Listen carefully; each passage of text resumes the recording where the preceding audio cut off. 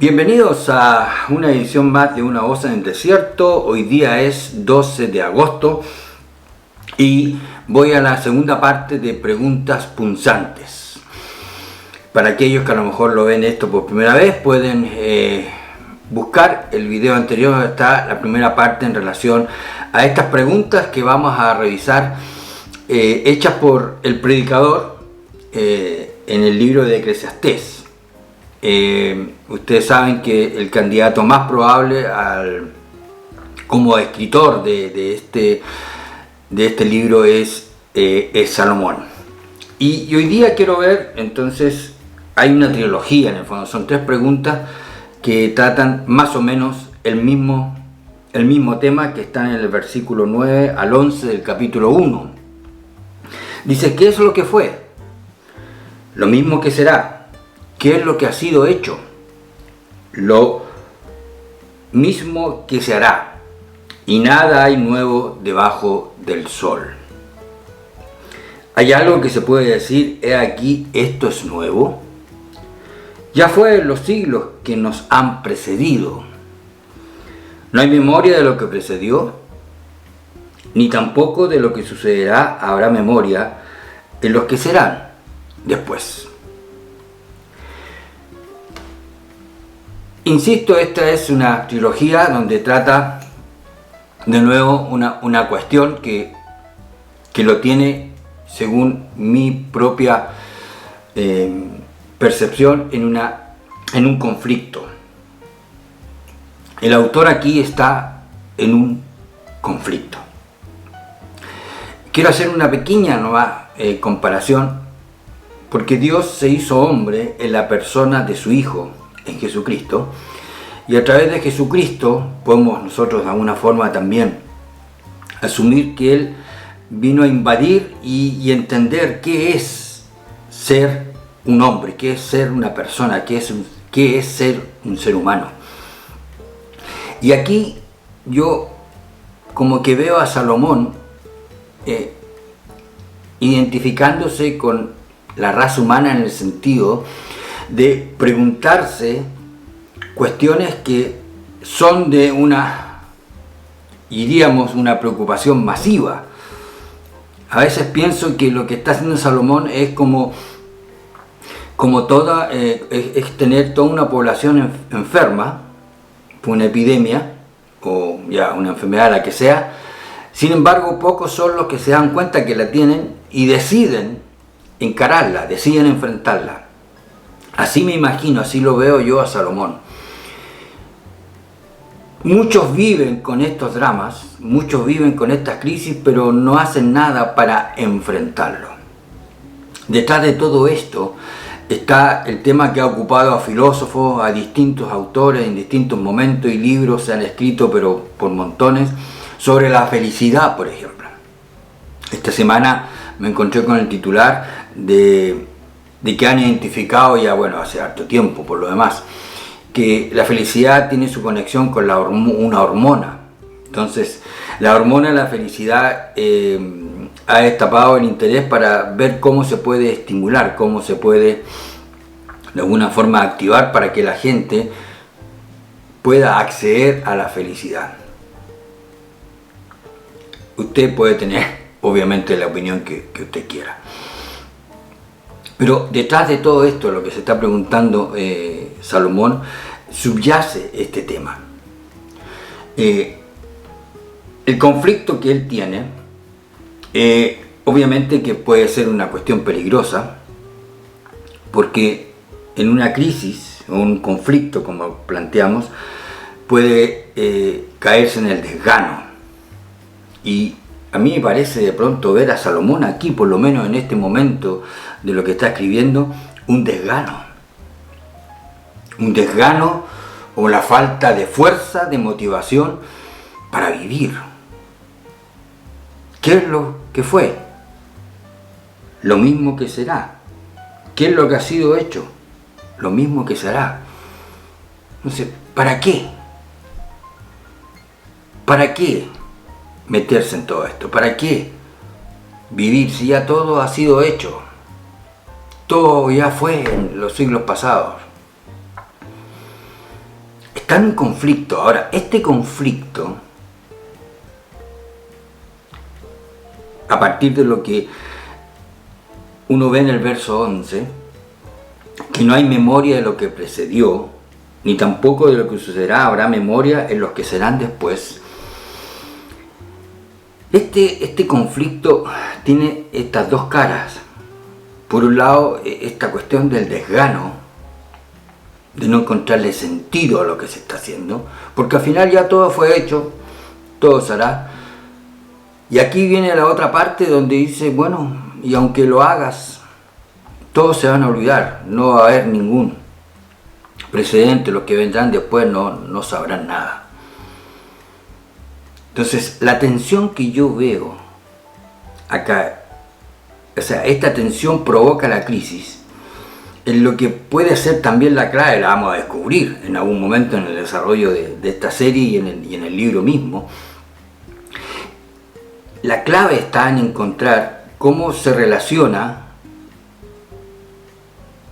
lo que yo hago en el espacio y el tiempo con la eternidad. Él parece que está aquí luchando. ¿Cómo yo logro cuestiones que van más allá de lo temporal? Porque él ve que todo se queda atrapado, por lo menos lo que está viendo acá, en el espacio y el tiempo. Y aquí hay parte de una cuestión que usted y yo tendríamos que revisarnos. Cada cosa que hagamos está atrapado en el espacio y el tiempo. Y si de alguna forma podemos tratar de encontrarle sentido a eso que queda atrapado en el espacio y el tiempo, tenemos que de alguna forma explorar dos cosas. Por un lado, eso que queda atrapado en el espacio y el tiempo merece una interpretación después. ¿Cómo yo lo interpreto? Si yo quiero pensar en que eso da contenido, sentido a mi vida. Eso que yo hice, eso que quedó atrapado puntualmente como un hecho histórico, ¿para qué sirve?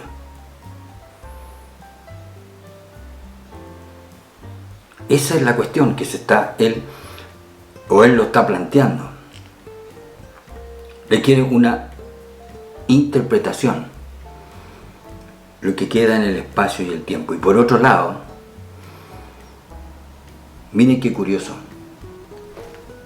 lo que se queda atrapado en el espacio y el tiempo nos obliga a mirar cuáles son las sensaciones que experimentamos. Y quizás parte de la crisis que viven muchos ha sido a lo mejor provocada por lo que surgió en el tiempo de las luces en Francia, cuando se habló de la racionalidad, que todo en el fondo iba a ser producto de la racionalidad, que lo racional se iba a imponer en desmedro de las otras áreas de la vida. Entonces las sensaciones de alguna forma iban a ser desplegadas o rechazadas. Pero, cosa curiosa, la gente juzga el sentido de su vida muy cerca de, o por lo menos sobre, o quizás considerando derechamente las sensaciones. Por eso tal vez el sentido de la vida para muchos está absolutamente relacionado con el divertimento, divertirse, el pasarlo bien. Y si no se experimentan esas sensaciones, entonces se caen en todas clases de conflicto o de crisis. Salomón aquí está luchando con lo que en su tiempo todos los reyes y quizás todas las autoridades luchan, con el famoso legado. ¿Qué es lo que fue? Ya lo mismo ¿qué será? No hay nada nuevo bajo el sol, dice él. Y por lo demás no hay memoria de lo que precedió. O sea, si él quisiera pensar en un legado, le dice, ¿qué si todos se van a olvidar? No va a quedar nada. O sea, ¿se dan cuenta? Esa tensión entre lo que está en el espacio y el tiempo y lo que trasciende, o lo que puede tener una dimensión, yo diría espiritual, o una dimensión eterna. Esa es la lucha que tiene Salomón. Ese es el conflicto, esa es la crisis que uno puede ver. ¿De qué forma eso que hago en el espacio y el tiempo, repito, disculpe si es reiterativo eso, trasciende? Puede proyectarse en una dimensión espiritual o eterna, y ahí ya nos está dando claves él. Que el sentido de la vida tiene que ver con cómo esto que queda atrapado en el tiempo tiene una trascendencia eterna, que pasa más allá, que va más allá del tiempo y del espacio. Ahora, esta tensión entre lo pasajero y lo eterno, que es lo que vemos acá, eso por más grande que sea, que se olvida. Sin embargo, esto que Salomón pensó que a lo mejor nunca nadie iba a tener memoria de eso, ha quedado escrito en un libro.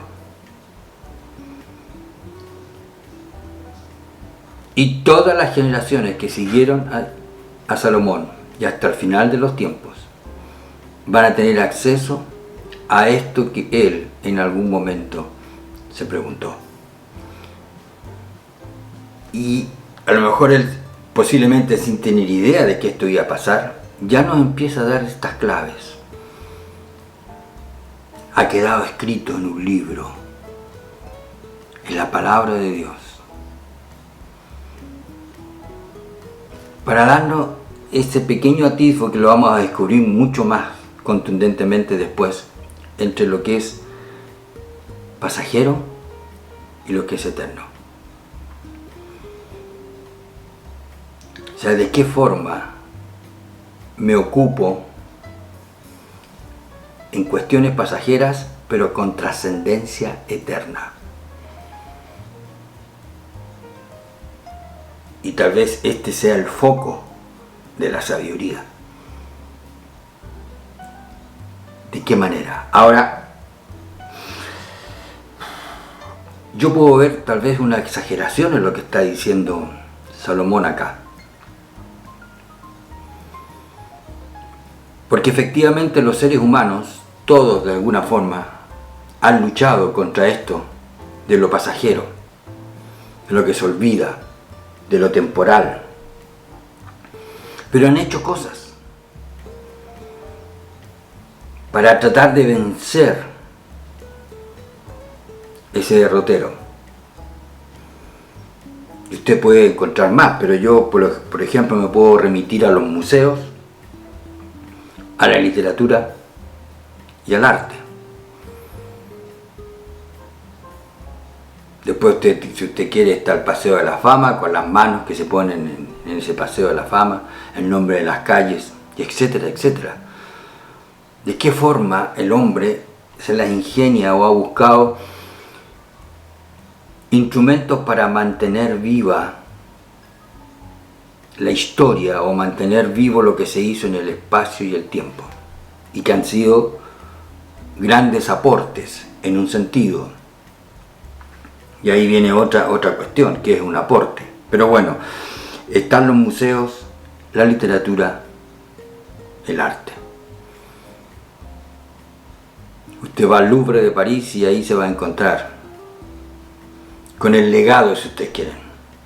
La Mona Lisa, que está bajo una fuerte cúpula de cristal, para que el paso del tiempo no haga su efecto y para que ninguno que a lo mejor nunca faltan, se atreva a agredirla, a destruirla.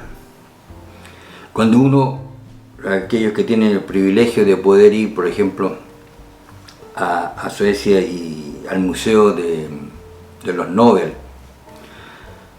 es de verdad una cuestión muy interesante. Uno puede ir a un lugarcito donde se transmiten pequeñas películas pero de mucho tiempo, donde está la historia de aquellos Nobel, de aquellas personas que ganaron Nobel, y se les muestra en esos años aquellas cosas que hicieron. Obviamente ellos ya no están, pero ahí hay algo que uno puede ver. Están otras historias, el Museo del Nobel. De verdad es impactante. Insisto, es un privilegio. Aquellos que hemos podido asistir y recorrer la historia de la gente que ha contribuido en distintos momentos, haciendo cosas en el espacio y el tiempo,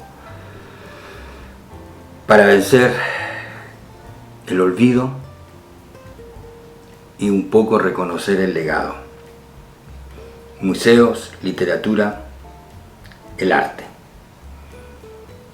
que insisto son los instrumentos que el hombre de alguna forma ha inventado, sin saber a lo mejor que tiene el mismo conflicto y está tratando de resolverlo de alguna forma, lo que Salomón se ha preguntado acá. ¿Cómo aquello que, insisto, yo hago en el espacio y el tiempo trasciende a la eternidad? O tiene una trascendencia espiritual. Eso es lo que yo veo que es la lucha que tiene Salomón en este momento. Porque dentro de lo que él ve es que no hay nada nuevo bajo el sol, y que las cosas que se hacen, todas se olvidan, nadie se acuerda. Insisto, y para terminar, que este es un conflicto, es una crisis que puede ser peligrosa, porque lleva al desgano, que al final da lo mismo lo que usted haga o no haga, qué dimensiones pueda tener, al final no hay nada nuevo y nadie se va a acordar. Pero que sus palabras estén registradas en un libro, que es la Biblia, ya es parte de la respuesta. Nos estamos acordando. No hay olvido. Lo que él se preguntó en ese momento es de una tremenda importancia, que ha quedado registrado en el libro de Dios. Entonces, simplemente, para ir terminando este segundo capítulo relacionado con las preguntas, esas preguntas punzantes, el desafío es, a mi entender, cómo lo pasajero puede tener trascendencias, o puede tener trascendencia mejor, eterna. De qué manera ocupo o hago cosas que van más allá, incluso de nosotros mismos.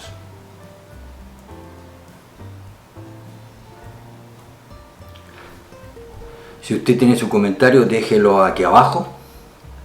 Si hay preguntas que a lo mejor quisiera también planteármelas, responder a esto, bienvenido todo. Aquí abajo están mis datos personales, también algunas cosas de la tienda Amazon, si es su interés poder también de alguna forma inspeccionarla. Gracias por su tiempo y será hasta una próxima oportunidad donde analizaremos las siguientes preguntas de Salomón. Que tengan una linda jornada.